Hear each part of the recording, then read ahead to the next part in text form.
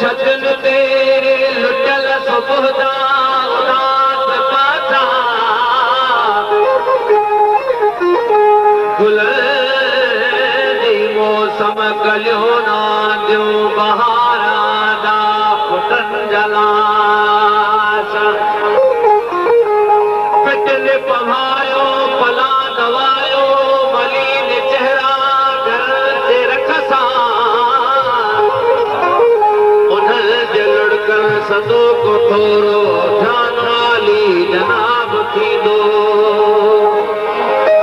शहीद दौलत चवे तो कातिल मीर जे फुड़े फुड़े जो हिसाब थी दो